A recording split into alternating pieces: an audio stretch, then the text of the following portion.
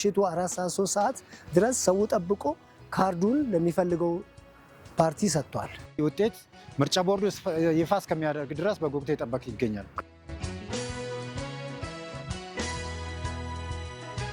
ኤፍዱ አሰፋ ቦኩ ባላለው አቃቂ ቃሊቲ ክፍለ ከተማ ወረዳ 5 ቀጠና 4 ነው።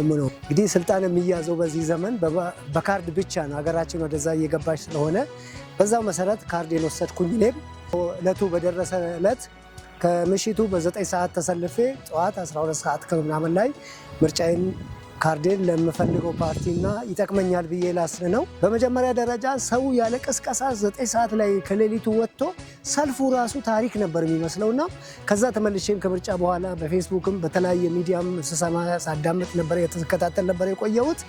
ልክ እኔ 7 ምርጫዎችን አከናውኜ 7 ጊዜ መርጫለሁ። የ7ኛ ምርጫ ነው።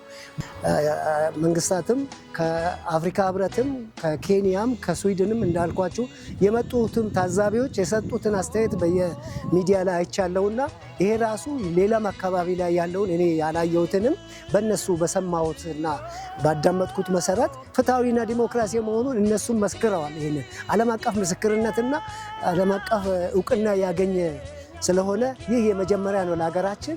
ደግልኝ ጥላውን እባላለሁ። የመጣሁት ከአቃቂ ቃሊቲ ክፍለ ከተማ ወረዳ 6 ቀጠና 9 ነዋሪ ነኝ።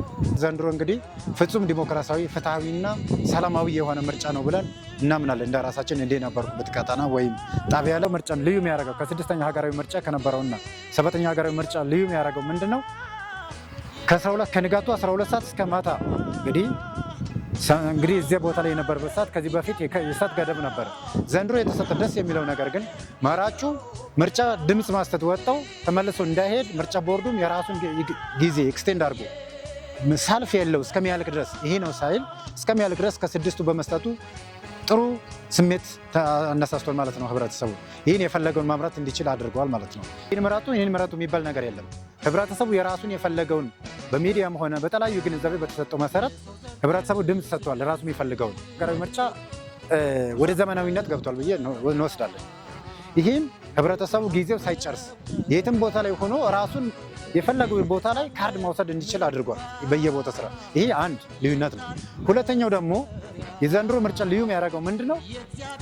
ህብረተሰቡ በፈለገው ቦታ ላይ በፈለገው ሆኖ እንግዲህ አንደኛው በመታወቂያ ሁለተኛው በፋይዳ ይዞ የፈለጉት ቦታ ላይ መምራት የሚችልበትን ሁኔታ ይህ ልዩ ያደርገዋል። እስቲ ቢመራው ባላለኝ የመጣበት ክፍለ ከተማ አቃቂ ቃሊቲ ክፍለ ከተማ ነው ያለሁት። ወረዳ 8 ላይ ነኝ። በለውበት አካባቢ ላይ ፈጥኖ ይባላል የምርጫ ጣቢያው ውጤት ተለጥፏል። ለህዝቡ ታማኝነትን፣ ግልጸኝነትን፣ ተአማኒነትን ያመለክታል። ምክንያቱም ማን ምን አገኘ፣ ማን ምን ያህል ውጤት አገኘ የሚለው ህዝቡ በይፋ ቀርቦ ቦታው ላይ ቀርቦ ያለምንም ክልከላ በነፃነት ቀርቦ ማየት ይችላል። ግልጽ የሆነ ነገር ስለሆነ ማለት ነውና መለጠፉ ለህዝቡ ነፃነትን ይሰጣል፣ ሰላም ይሰጣል፣ ግልጽነትን ይፈጥራል ህዝቡ ላይ ማለት ነው።